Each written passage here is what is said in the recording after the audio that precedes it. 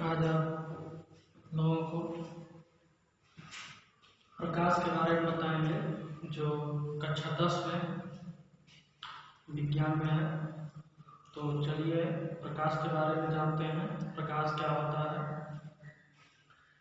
तो प्रकाश एक प्रकार की ऊर्जा होती है जो हमारे दृष्टि ज्ञान को क्या करती है, जागृत करती है।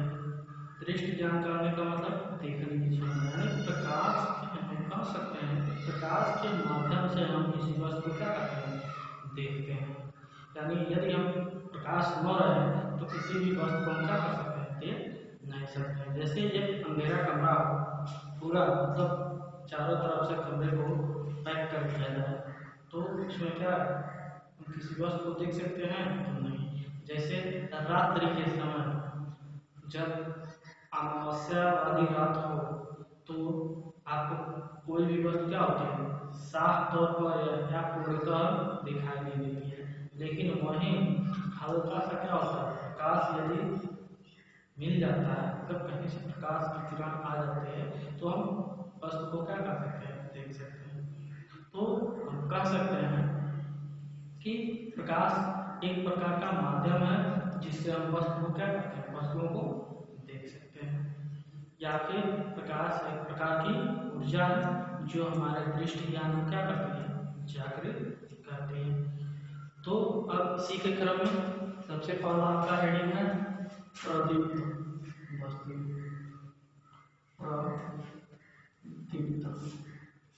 प्रदीप्त वस्तुएं, तो प्रदीप्त वस्तुएं क्या होती हैं, तो सबसे पहले हम जान रहे हैं प्रदीप्त वस्तुएं। तो प्रदीप्त वस्तुओं में हम कहेंगे कि वे वस्तुएं जो प्रकाश का स्वतः उत्सर्जन करती हैं। मतलब कोई भी वस्तु प्रकाश का यदि उत्सर्जन स्वतः कर रहा है तो उन वस्तुओं को प्रदीप्त वस्तु कहेंगे। जैसे आपका सूर्य हो गया, लालटेन हो गया, मोमबत्ती हो गया, या फिर विद्युत बल्ब हो गया। ये सब वस्तुएं क्या होती हैं, प्रकाश को स्वतः उत्पन्न करती हैं। इसलिए हम इसको क्या कह सकते हैं, प्रदीप्त वस्तुएं कह सकते हैं। अब इसके बाद से आपका आता है दूसरा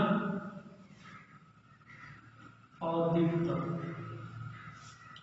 अदीप्त वस्तुएं, अदीप्त वस्तुएं क्या होती हैं, तो अदीप्त वस्तुएं वे वस्तुएं जो प्रकाश का उत्सर्जन स्वतः नहीं करती हैं, वह किसी न किसी के प्रकाश के से वह चमकती हैं। जैसे में चंद्रमा हो गया, पृथ्वी हो गया, बेंच हो गया, ये जो सभी वस्तुएं हैं किसी न किसी प्रकाश के माध्यम से चमकती हैं। यानी जैसे चंद्रमा हुआ तो चंद्रमा क्या करता है, सूर्य के प्रकाश के कारण वह चमकता है। या कोई वस्तु हो गई तो वस्तु पर जब सूर्य का प्रकाश पड़ता है तब वह क्या होता है, चमकता है। अब आइए इसके बाद से प्रकाशित माध्यम क्या होता है।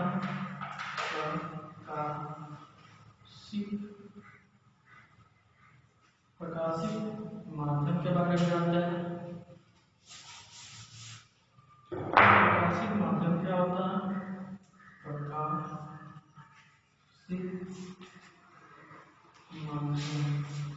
तो प्रकाशित माध्यम क्या होता है, तो प्रकाशित माध्यम तो प्रकाश जिस माध्यम से होकर चलता है या फिर गमन करता है वही क्या होता है, प्रकाशित माध्यम होता है।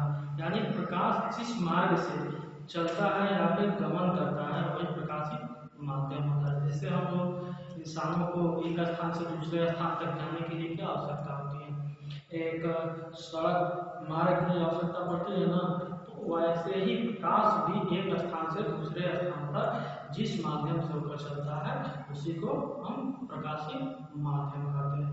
अब प्रकाशित माध्यम में आपको तीन प्रकार के माध्यम बताया गया है। पहला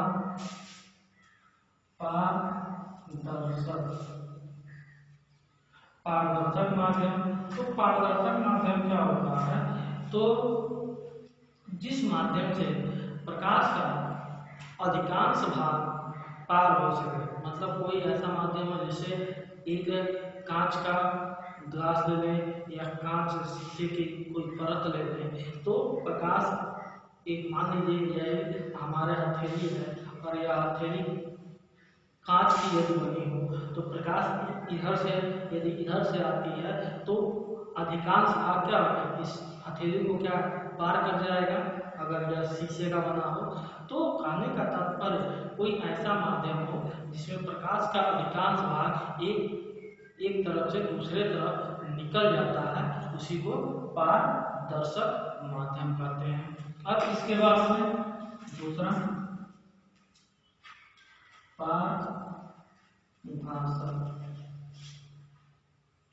पारभाषक। पारभाषक देखिए, पारभाषक क्या होता है?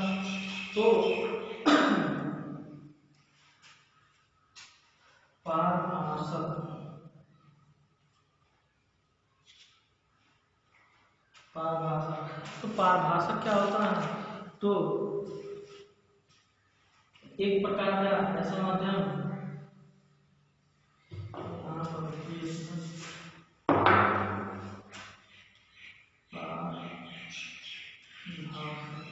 ऐसे पारभाषक। तो पारभाषक क्या होता है? तो पारभाषक में जिस माध्यम से प्रकाश का आंशिक भाग मतलब कुछ उधर ही रह जाए, मतलब एक तरफ रह जाए, कुछ पार मतलब कोई ऐसा जिस माध्यम से प्रकाश का आंशिक भाग, आंशिक मतलब कुछ भाग आर पार हो सके, वह माध्यम पारभाषक माध्यम कहलाता है। आपका पारभाषक माध्यम क्या होता है? तो जिस माध्यम से प्रकाश का आंशिक भाग क्या होता है? आर पार होता है, तो वह पारभाषक माध्यम होता है। अब इसके बाद से तीसरा प्रकार का, तो तीसरा प्रकार का अपारदर्शक होता है। तो अपारदर्शक कहने का मतलब तात्पर्य आप समझ ही गए होंगे, जैसे पारदर्शक है उसी के उल्टा अपारदर्शक। पारदर्शक में प्रकाश का संपूर्ण भाग या फिर अधिकांश भाग आर पार होता है, जिसे पारदर्शक कहते हैं। तो इसमें क्या होगा? तो यदि जिस माध्यम में प्रकाश का कुछ भी भाग आर पार न हो, तो ऐसे माध्यम को अपारदर्शक माध्यम कहते हैं। चलिए अब इसके बाद से आपका आता है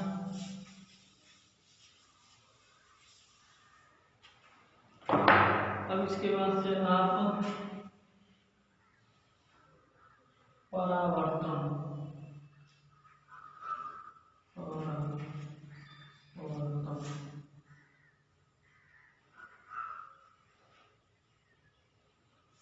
परावर्तन के बारे में जानते हैं। तो परावर्तन क्या होता है? तो परावर्तन के लिए सबसे पहले देखिए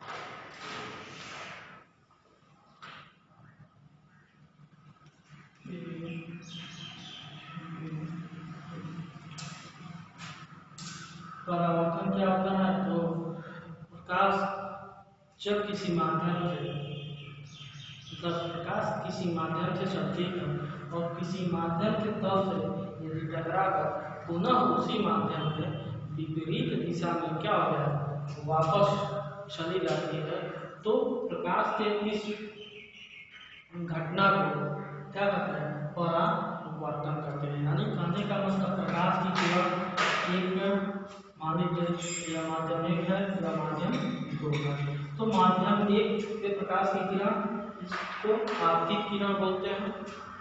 प्रकाश की किरण इस माध्यम से आ रही है और इस माध्यम के तल से क्या हो रही है? टकरा कर पुनः क्या हो जाता है? उसी माध्यम में विपरीत दिशा में क्या हो जाती है? वापस हो जाती है। तो प्रकाश की इस घटना को क्या कहते हैं? आपका परावर्तन कहते हैं। अब देखिए इसमें क्या होता है? तो यह जो आने वाली किरण होती है इसको क्या बोलते हैं? आपतित किरण। आपतित किरण बोलते हैं। और जो जिस बिंदु पर टकराती है वह क्या होता है?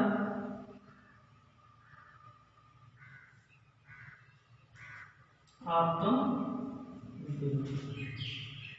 आपतन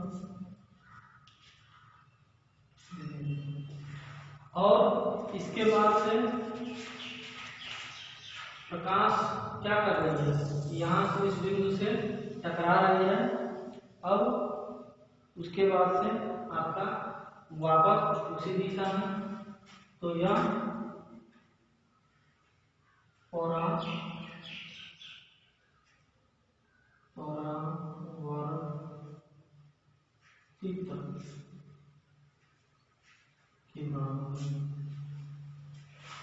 और जिस बिंदु पर टकरा रही है किरण, यहाँ से हम एक लंबवत रेखा लेते हैं, तो इसको क्या करते हैं, अभिलंब।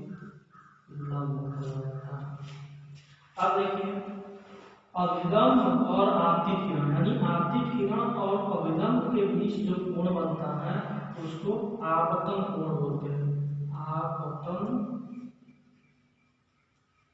कोण बोला जाता है, जिसको हम आई से प्रदर्शित करते हैं। अब देखिए दूसरा क्या होता है, यानी अविलंब और परावर्तित किरण के बीच में जो कोण बनता है उसको परावर्तन कोण, जिसको हम आर से प्रदर्शित करते हैं। यानी आपका परावर्तन क्या होता है, तो परावर्तन आपका तो प्रकाश जिस माध्यम से होकर चलती है और किसी अन्य प्रकाश किसी माध्यम से होकर चलती है, किसी अन्य माध्यम के तल से क्या टकरा कर पुनः उसी माध्यम में विपरीत दिशा में वापस चले जाए, इसी घटना को क्या कहते हैं, प्रकाश का परावर्तन कहते हैं। और यहाँ पर दिखाया गया भी है। तो यह जो है आपका एक प्रकार का दर्पण है, समतल दर्पण। अब प्रकाश की किरण पहले माध्यम में आ रही है, देखिए, और इस दर्पण के तल से टकराकर पुनः जिस माध्यम से आई थी उसी माध्यम में वापस हो गई है। देखिए क्या हो गया, विपरीत दिशा चली गई है।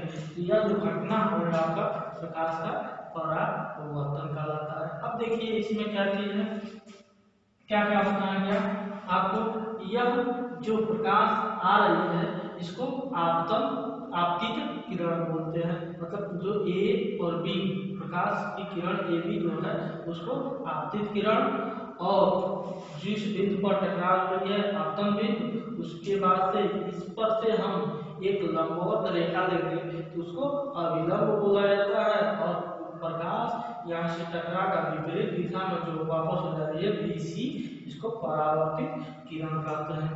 अब देखिए यहाँ पर आपतित किरण और अभिलंब के बीच जो कोण बनता है उसको आपतन कोण कहते हैं, जिसको हम आई से प्रदर्शित करते हैं।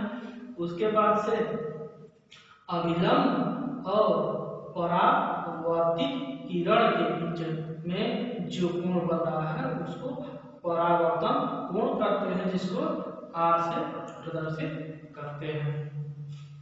अब देखिए इसमें आपका क्या होता है, अब इसमें परावर्तन के दो नियम होते हैं। परावर्तन के दो नियम होते हैं। प्रथम नियम जो पहला नियम होता है,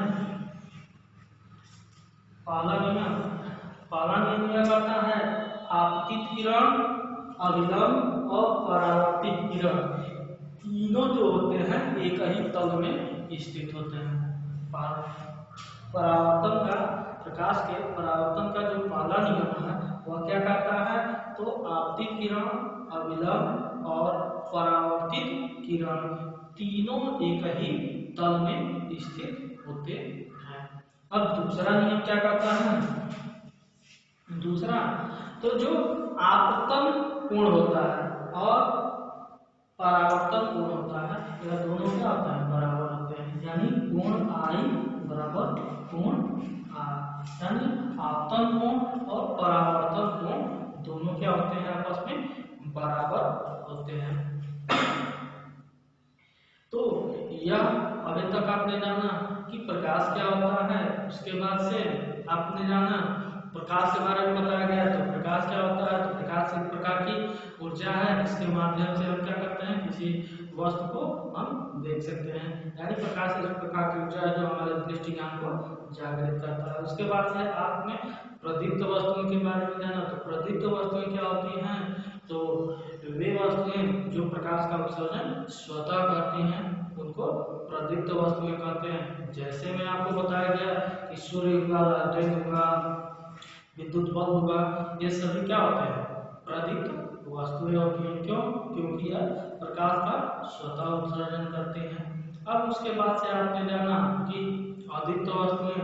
अदीप्त वस्तुएं क्या होती हैं? तो वे वस्तुएं जो प्रकाश का उत्सर्जन स्वतः नहीं करती हैं, यानी कोई भी वस्तु है प्रकाश का उत्सर्जन स्वतः नहीं करता है, उसको क्या कहते हैं? अदीप्त वस्तुएं कहते हैं। जैसे में आपका चंद्रमा हो गया, तो चंद्रमा जो होता है वह क्या होता है? सूर्य के प्रकाश से प्रकाशित होता है।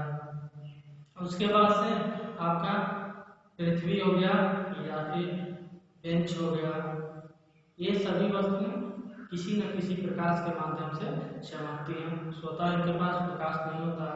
तो यह आपका अदीप्त वस्तुएं हो गया। अब इसके बाद से बताया गया कि प्रकाशित माध्यम। तो प्रकाशित माध्यम क्या होता है? तो प्रकाश जिस माध्यम से क्या करता है? गमन करता है, उसी को हम क्या करते हैं? प्रकाशित माध्यम कहते हैं। यानी प्रकाश जिस माध्यम से होकर गमन करता है यानी चलता है, उसको हम प्रकाशित माध्यम कहते हैं। अब उसके बाद से आपका हुआ कि प्रकाशित जो माध्यम होता है वह 3 प्रकार का होता है।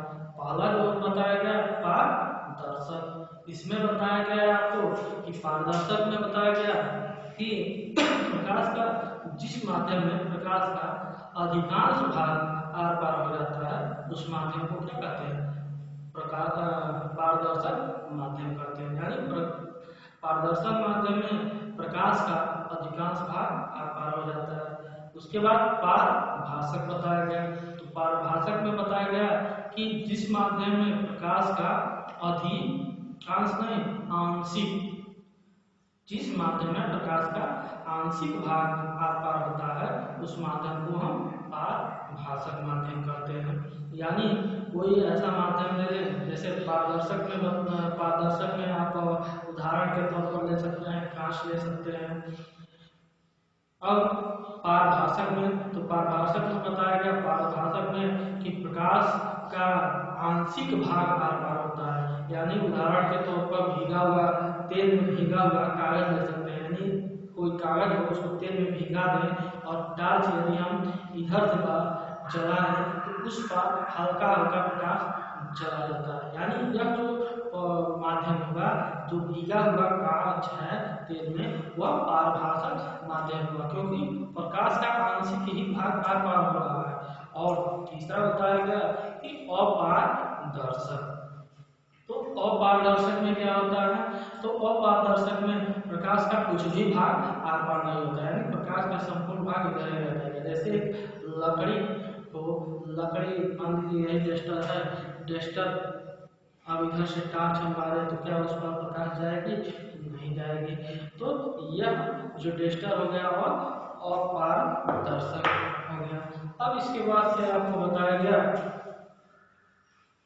कि परावर्तन। तो परावर्तन के लिए बताया गया क्या कि परावर्तन में क्या बताया गया?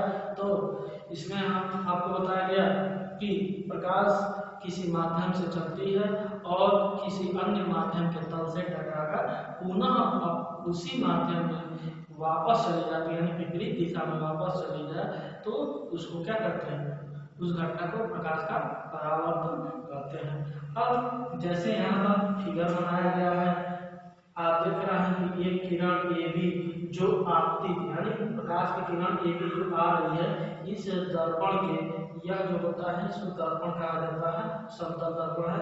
तो प्रकाश की किरण ए बी जो आ रही है आपतित किरण, इसको बोलने पर इस दर्पण के तल से टकराकर पुनः उसी माध्यम में जिस माध्यम से आ रही थी, लेकिन क्या विपरीत दिशा में वापस निकल गई है। तो यह जो घटना घटा है इसी को प्रकाश का परावर्तन करते हैं। जैसे आप छोटे होंगे तो देखे होंगे कि बच्चे खेलते खेलते जो दर्पण होता है, शीशा होता है, सूर्य की तरफ करके कहीं न कहीं किसी के चेहरे की तरफ करके उसको मतलब खेलने के तौर पर आवृत्ति करते हैं, या फिर जैसे कहीं उजाला न हो तो वहाँ पर क्या करते हैं कि दर्पण लेकर उसके बाद से प्रकाश की किरण को इधर से उधर मोड़ देते हैं। ये जो घटना होता है, यानी पहले तो खेल था, लेकिन अब उसी को विज्ञान के तौर पर क्या था, कौन सा प्रकाश का हम परावर्तन कर रहे थे, मतलब प्रकाश एक तरफ से दूसरे तरफ चली जा रही थी।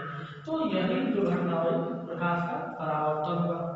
अब इसमें बताया गया कि जो आने वाली किरण होती है उसको आपतित किरण कहा गया, और जो टकरा कर पुनः उसी दिशा में वापस चली जा रही थी उसको परावर्तित किरण कहा गया।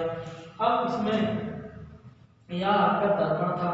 अब आपतित किरण और अभिलंब के बीच जो कोण बनता था उसको आपने क्या कहा, आपतन कोण कहा। अब आपतन कोण और अभिलंब और परावर्तित किरण के बीच, अभिलंब और परावर्तित किरण के बीच जो कोण बनता है उसको परावर्तन कोण कहते हैं, जिसको आप से प्रदर्शित करते हैं। अब आप इसके बाद से आपको बताया गया कि परावर्तन का नियम। तो परावर्तन का नियम क्या होता है, तो इसमें दो प्रकार के नियम बताए गए। पहला नियम बताया गया कि आपतित किरण, अभिलंब और परावर्तित किरण तीनों एक ही तल में स्थित होते हैं, यानी आपतित किरण, आने वाली किरण, अभिलंब और परावर्तित किरण तीनों के तीनों एक ही तल में स्थित होते हैं।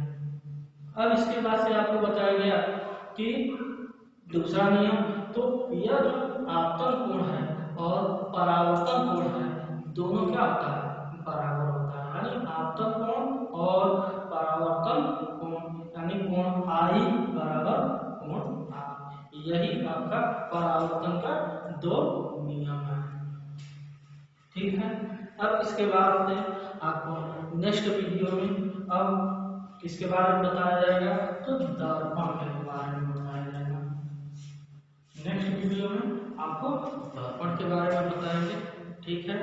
अब यदि आपको जो बताया गया इसमें से कुछ न समझ में आया तो आप कमेंट के माध्यम से, यानी या फिर व्हाट्सएप के माध्यम से आप पूछ सकते हैं, जो हेडिंग या फिर जो भी कुछ आपको न समझ में आया हो।